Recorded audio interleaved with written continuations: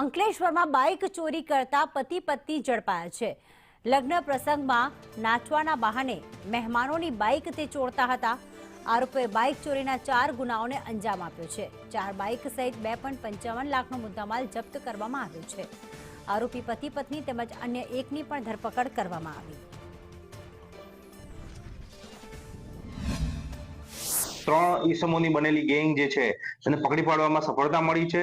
જે આરોપી જે છે એ અમન અસલમ રહેમાનભાઈ મુલતાની, ગૌતમ ઉર્ફે કામલી રમેશભાઈ પઠારે તથા આરતી કે જે અમનભાઈ અસલમભાઈ મુલતાનીના પત્ની છે, તેને પકડી પાડવામાં આવ્યા છે। જેમની પાસેથી કુલ 4 જેટલા વાહનો, જેમાં Activa, royal Enfield bullet, KTM motorcycle તથા સ્પ્લેન્ડર મોટરસાયકલ છે તેને રિકવર કરવામાં આવ્યો છે। લગભગ આ ટોટલ મુદ્દામાલ છે એ 4 થી 5 લાખ ઉપર નો મળી આવેલ છે। આ ગુનામાં અગાઉ પણ જે પોલીસ સ્ટેશનોમાં ગુના બન્યા હતા તેને પણ ડિટેક્ટ કરવામાં પાનોલી પોલીસને સફળતા મળી છે।